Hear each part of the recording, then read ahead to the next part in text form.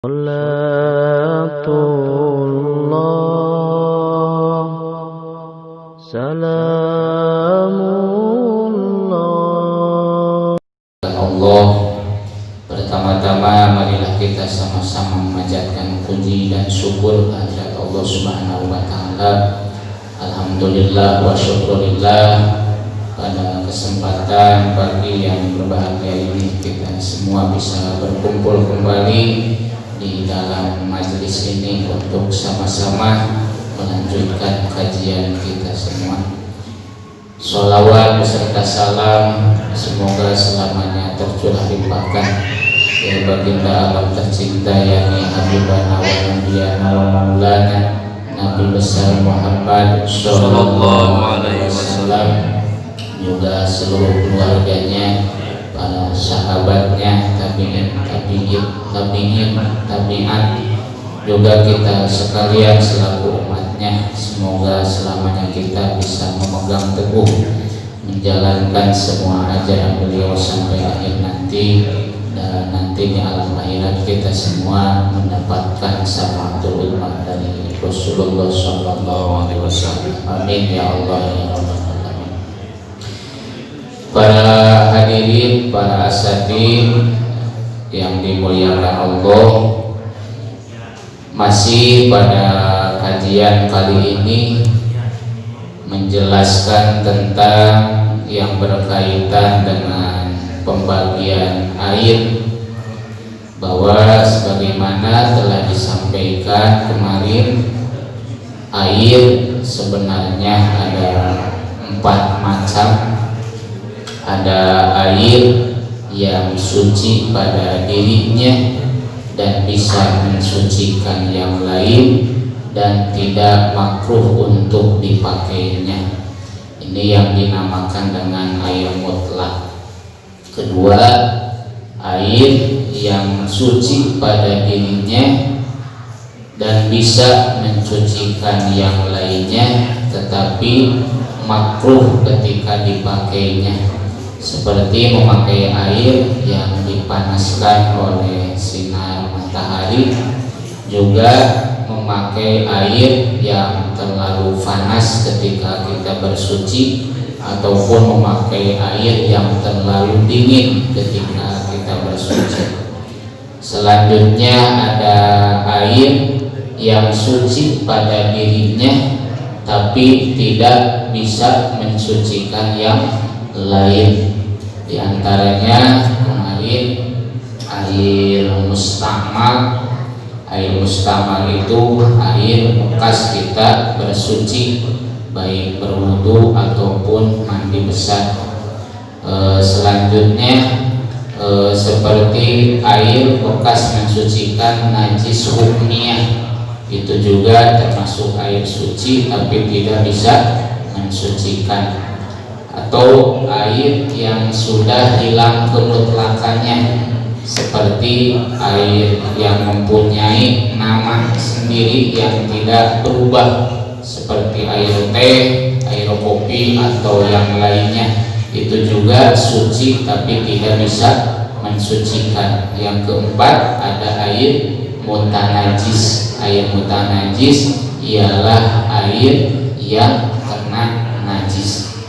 Berkaitan dengan air mutanajis, maka sambungannya dengan pembahasan bahwa air itu garis besarnya ada 2 macam, ada air sedikit dan ada air banyak. Air sedikit, air yang ukurannya kurang dari 2 kulah. Sebagaimana kemarin sudah disampaikan, ukuran 2 kulah itu kalau memakai ukuran takaran, maka itu ada yang berpendapat 500 kali Baghdad kalau memakai wadah orang Baghdad. Kalau memakai orang Mekah itu kurang lebih 412 kali orang Mekah. Itu beda-beda tergantung mau hati atau wadah yang dipakai itu mau orang Baghdad atau orang Mekah. Kalau ukuran kemarin dengan persegi sudah disampaikan, dengan wadah yang bundar seperti drum itu kemarin juga disampaikan ukurannya, atau memakai wadah yang persegi 3 itu juga sudah disampaikan ukurannya. Nah, berarti air yang kurang dari ukuran yang telah disampaikan berarti itu namanya air sedikit karena ukurannya kurang dari 2 kula. Ketika air mencapai ukuran yang telah disebutkan oleh para ulama, maka berarti itu termasuk air banyak. Nah, maka yang dimaksud dengan air banyak itu yaitu air yang minimal ukurannya 2 kula atau lebih. Selanjutnya kemarin air sedikit ketika ketibaan najis, maka otomatis air sedikit itu langsung menjadi air najis. Mau berubah salah satu sifatnya ataupun tidak, maka ketika air sedikit ketibaan najis, maka otomatis langsung air tersebut menjadi air najis, tidak suci dan tidak bisa dipakai untuk bersuci, baik bersuci dari hadas ataupun bersuci dari najis, terkecuali ketika najisnya yang yang dimaafkan. Seperti apa? Kamayitatin ladamalaha sailin, seperti bangkai yang pada tubuhnya tidak mengalir darah. Itu seperti apa? Seperti lalat ataupun nyamuk atau rametuk, sebangsa kala itulah makhluk-makhluk yang tidak punya darah yang mengalir pada tubuhnya. Nah, ketika mati lalu bangkai tersebut jatuh ke air sedikit, maka itu air tidak menjadi mutanajis. Nah, tidak menjadi mutanajis. Ataupun ketibaan najis yang tidak bisa dilihat dengan kacamata biasa, dengan mata biasa. Wanajisin la yudrikuhu tolfu mutadilin, gitu. Haitsu lam yasul bifilihi, ataupun air sedikit tidak menjadi mutanajis ketika ketibaan najis itu ketika najisnya yang tidak bisa dilihat dengan mata biasa. Itu juga haitsu lam yasul bifilihi. Kalau najis tersebut jatuh ke air sedikit tersebut bukan pekerjaan kita, bukan sengaja. Seperti apa contohnya? Walau min mughaladin, walaupun najis tersebut dari najis mughalado. Gambarannya kama iza afa azubabu, seperti ketika ada lalat hinggap pada kotoran, ala najsin rutobin, lalat hinggap pada najis yang basah. Dari lalat maka sukana kan kotor-kotor. Itu lalat hinggap pada najis yang basah.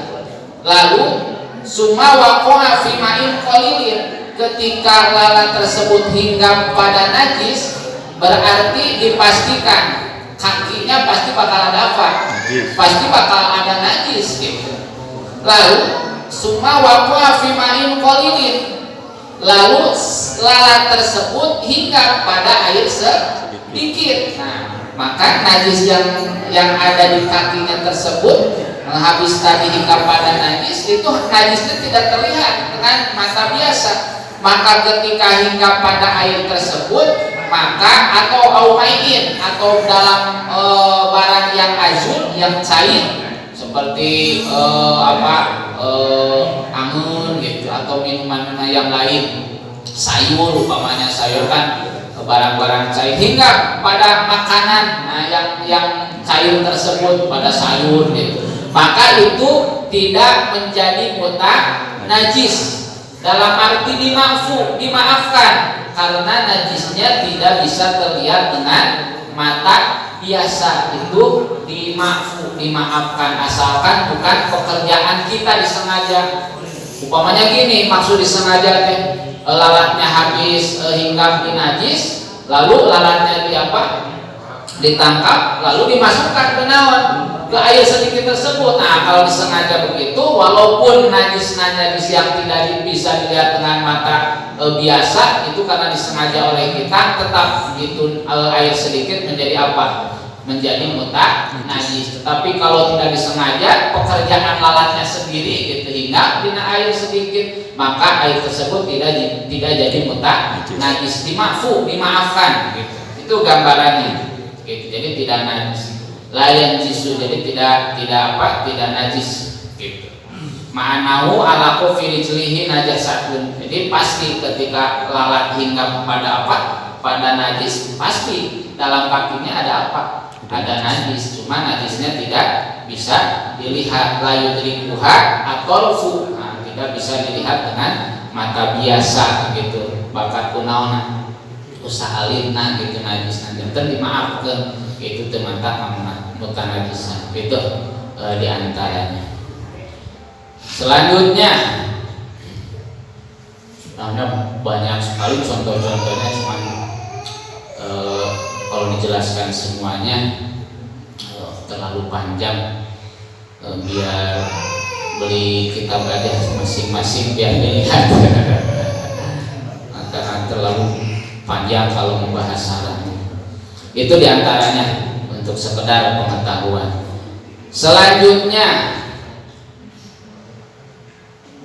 wa illa udah, tinggal sekarang air besar. Wal ma'ul kasir layatana jasu illa idza taghayyara ta'muhu aw launuhu aw rihuhu.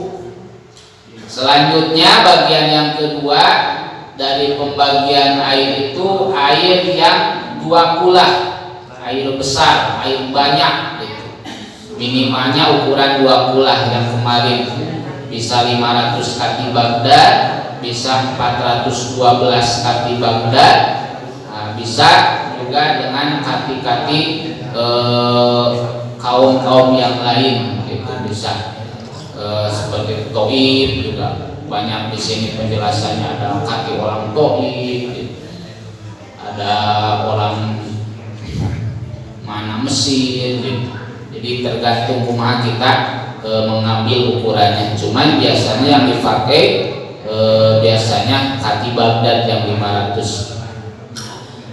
Nah, ketika air besar yang ukurannya 2 kulah atau lebih, ketika ketibaan najis, maka itu hukumnya tafsil. Bisa jadi mutanajis dan juga bisa tidak.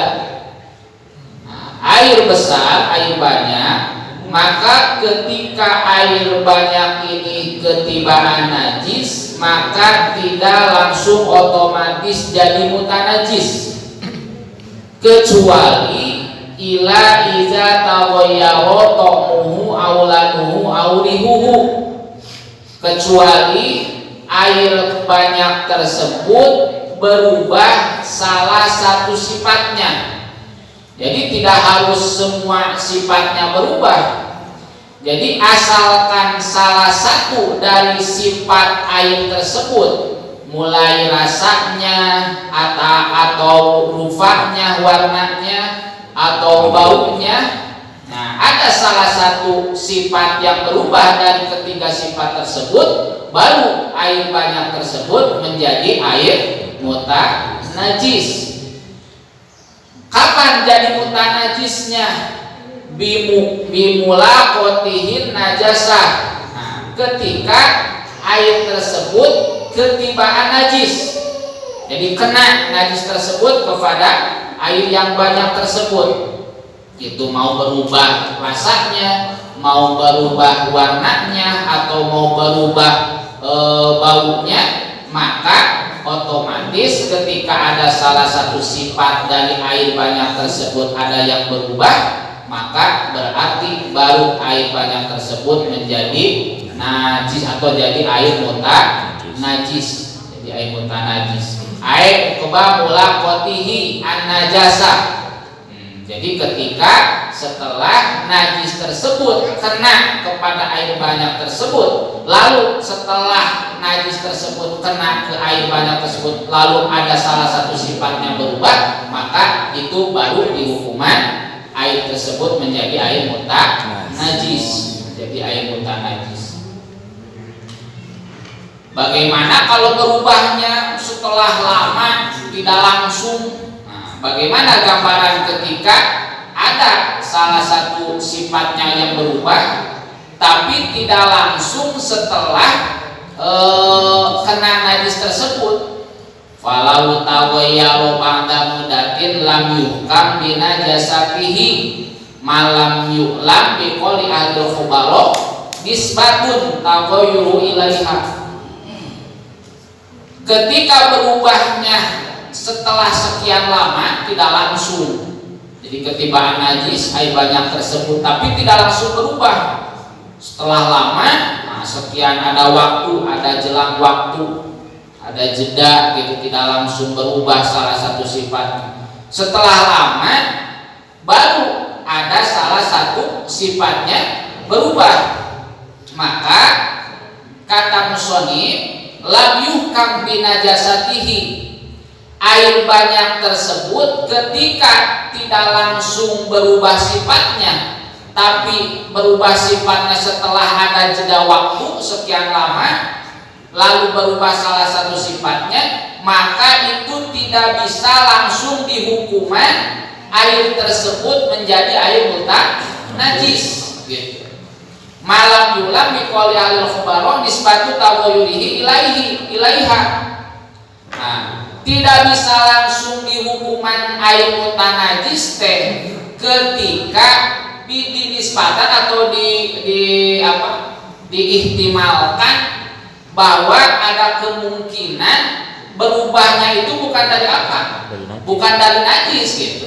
Maka tidak langsung dihukuman najis karena ada kemungkinan yang berubah dari salah satu sifatnya itu bukan dari apa? Bukan dari najis yang jatuh tadi. Nah, karena setelah sekian lama baru ada apa? Ada salah satu sifatnya yang berubah. Nah, kenapa sekian lama baru berubah? Nah, maka ada kemungkinan yang berubahnya itu bukan dari najis, maka tidak bisa langsung dihukuman air tersebut air najis. Nah, kecuali kalau diyakinkan bahwa walaupun setelah sekian lama baru ada salah satu sifatnya yang berubah dan diyakinkan bahwa rubahnya itu dari najis tersebut, baru itu dihukumi air najis gitu. Tergantung keyakinan kita apakah berubahnya dari najis tersebut atau dari yang lain gitu. Kalau keyakinan kita bukan dari najis tersebut, bisa dihukumi bahwa air tersebut masih suci, tidak najis. Tapi kalau keyakinan datu pernah karagagan sanes deui gitu, diwati ku najis berarti mati mana deui diwati tina eta najis, berarti dihukuman eta mah janten najis gitu. Itu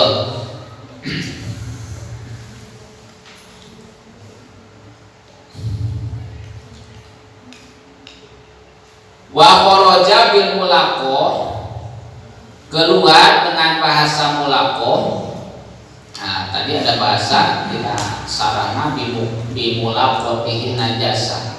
Ada hukuman air banyak tersebut jadi mutanajis ketika ketibaan najis dan ada salah satu sifatnya yang berubah itu ketika najis tersebut dengan airnya kena gitu. Jadi paantol cekurang paantol. Nah, maka ketika tidak ditisol, keluar dengan bahasa bimulaqah, malau taghayyara birihin najasah. Berbeda ketika air banyak tersebut berubah. Itu ada yang berubah salah satu sifatnya, tapi najis tersebut tidak ditisol, tidak kena dengan air tersebut. Gambarannya birihin najasah, dengan baunya. Umpamanya seperti air ada najis ala syati, seperti najisnya ada pada sisi wadah tersebut, pada air tersebut. seperti ember ayeuna mah palihana upamana di luhurna aya teh hayaman upamana ya, aya teh hayaman ada kotoran najis pokoknya mah, tapi di sisinya tidak jatuh ke air gitu, najisnya di sisi. Dari baunya najis tersebut, upamanya likur biha, karena dekatnya najis tersebut dengan air, sehingga bau air tersebut jadi bau apa? Bau tai kotok gitu, bau seperti najis tersebut gitu. Padahal tidak naon, tidak kena air tersebut dengan najis. Cuma karena jaraknya terlalu dekat antara air dengan najis, umpamanya karena baunya najis tersebut sampai baunya nampol karena naon? Karena cair, maka etama sanaos berubah salah satu sifatnya seperti baunya jadi bau, tapi najisnya tidak kena kepada air tersebut, itu mah dikarenakan jaraknya yang terlalu dekat sampai berubah baunya, walaupun air tersebut jadi bau itu tidak menjadi najis gitu. Karena itu kan tidak terkena najis, cuma dengan baunya aja gitu. Dengan baunya aja. Fa innahu la yanjisu li adami ittisal gitu. Jadi air tersebut, air banyak tersebut tidak menjadi mutanajis karena tidak ada ittisal. Itu ittisal teh antal. Gitu. Seperti di Tauhid kan ayat ittisal irtibat gitu, ittisal irtibat. Setiap ittisal gitu itu itu harus antal. Seperti ayeuna seuneu tiasa nutungkeun teh lamun teh mah antal jeung barang nu dinaon didurukna. Ceuk adat mah eta teh wajib kudu naon? Wajib tutung. Tapi ceuk tauhid mah gitu, ceuk akidah mah setiap anu diduruk wajib naon? Wajib tutung gitu. Nah aya anu diduruk teh wajib tutung, tutung gitu. Seperti Nabi Ibrahim kan kirang kumaha lamin dan naon diduruk. Jadi cek Allah tutung ada hari senuman tengah gaduhan asar. Afi tidak mempunyai asar kerja gitu. Jadi itu berkalian dengan adat kebiasaan aja. Itu diantaranya. Maka ini harus ittisal. Maka air banyak tersebut ketika ketibaan najis bisa dihukuman mutanajis ketika berubah salah satu sifatnya, itu harus mulakoh. Jadi harus antal ittisal. Ketika tidak ada mulakoh antara najis tersebut dengan air tersebut, maka itu walaupun berubah salah satu sifatnya, maka itu tidak bisa dihukumi mutanajis gitu. Alasannya di sini bal limujarodis tawwahi gitu. Jadi itu mah beda keanginan gitu, keanginan unggul gitu, unggulna keanginan. Jadi keanginan tina baunan najis tersebut kena ke air, jadi air jadi naon? Jadi bau gitu.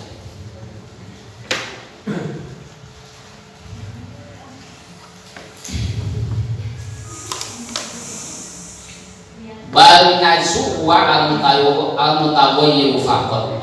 Balita najis tersebut yang berubahnya, yang menjadi bau airnya sebenarnya tidak berubah ya. Walaupun ada bau itu bukan karena kena najis tersebut kepada air. Bahkan wala yajibu atabahudu fihi an najasah gitu. Bahkan tidak wajib untuk menjauhkan najis tersebut dari air gitu. Biqadil qulataini air yang ukuran 2 bulan gitu.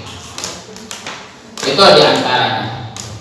Jadi sekali lagi bahwa air banyak bisa dihukuman mutanajis itu ketika ketibaan najis dan ada salah satu dari sifatnya yang berubah, baik rasanya ataupun rufanya ataupun baunya. Dan di hukuman mutanajis juga ketika najisnya tersebut kena ke airnya. Tapi ketika najisnya tidak mulakoh, tidak ittisal dengan air tersebut, seperti tadi jaraknya terlalu dekat sampai air tersebut berubah ambeknya, baunya karena dekatnya jadi tersebut, maka itu mah tidak dihukuman najis.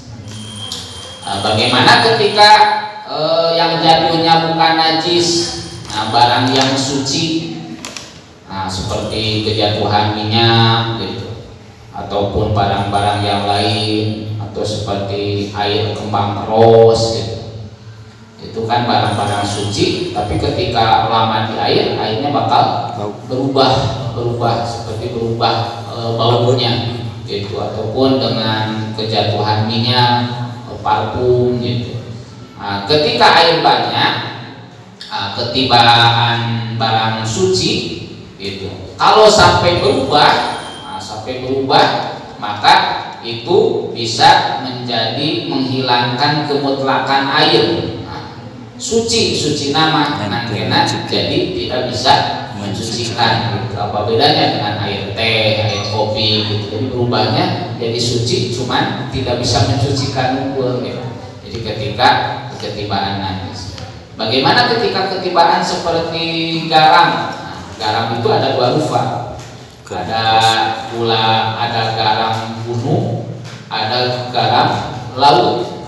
Kalau ketibaannya garam gunung, maka itu juga menjadi menghilangkan kemutlakan air, tidak bisa dipakai untuk bersuci. Tetapi ketika ketibaannya garam laut, itu tidak merubah kemutlakan air, boleh itu air tersebut dipakai untuk bersuci. Apa bedanya seperti kita bersuci di laut, itu di laut kan asin, itu asinnya udah dari sananya gitu, makanya boleh ketika garamnya yang garam dari laut, itu bukan garam gunung itu seperti garam korosok ya Pak, anu beraragung gitu, kita garam gunung gitu. Kalau dicampurkan dengan air sampai berubah asin, itu mah tidak boleh dipakai untuk bersuci gitu. Cuman suci tidak mensucikan. Tapi kalau yang mencampurinya air garam laut itu boleh, tidak merubah kemutlakan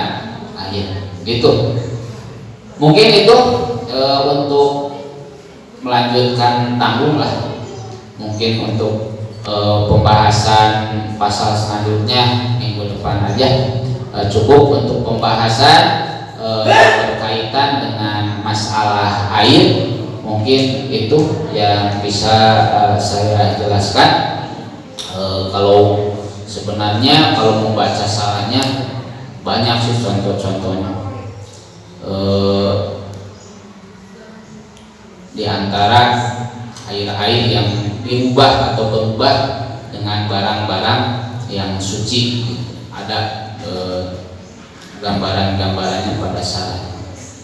Mungkin ini untuk gambaran penjelasan garis besarnya mungkin cukup untuk ukuran air sedikit dan air besar. Ya, mungkin itu yang bisa saya jelaskan dari pasal pembagian air sedikit dan air banyak.